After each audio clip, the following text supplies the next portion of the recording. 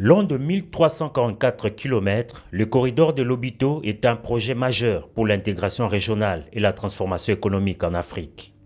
Les enjeux de ce projet pharaonique, qui devra permettre de réduire considérablement les délais de transport de minerais critiques, essentiels pour la transition énergétique mondiale, sont au cœur d'une multilatérale ce mercredi 4 décembre 2024 à Lobito entre les dirigeants africains et le président américain. À l'aéroport Katumbela de la province angolaise de Benguela, c'était ce mercredi matin un chassé-croisé.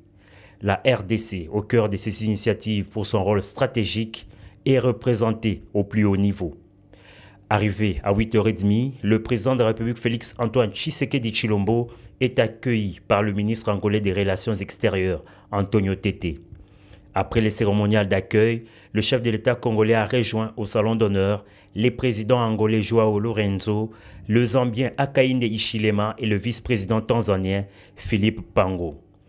À l'arrivée, quelques minutes après du président américain, première visite officielle en Afrique, tous les chefs d'État ont pris la direction du terminal du port de Lobito dans le centre-ville. Protocole millimétré, Joe Biden et ses homologues africains ont visité en quelques minutes ces ports situés sur la côte ouest de l'Afrique.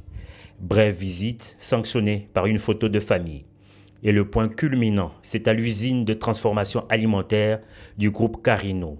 Après une présentation de matériaux pour la construction de la tour, Joe Biden et Félix Tshisekedi se sont retirés pour un tête-à-tête de quelques minutes.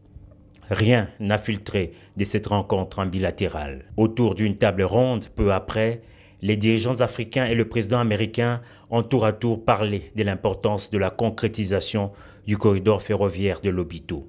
Le président congolais Félix Tshisekedi a pour sa part souligné que le corridor de Lobito permettra de valoriser localement le cuivre et le cobalt, essentiels à la transition énergétique mondiale, tout en stimulant l'industrialisation et la compétitivité de la RDC. Par la même occasion, le chef de l'État a placé un mot sur la situation sécuritaire dans l'est de la RDC.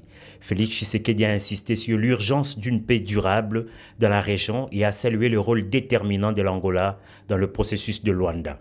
Cette rencontre historique de Benguela, la dernière pour le président américain sortant, entre dans les annales après la signature en octobre 2023 d'un protocole d'accord entre les États-Unis d'Amérique, la Commission européenne, l'Angola et la Zambie pour la rénovation et la reconstruction de l'artère ferroviaire du corridor de Lobito.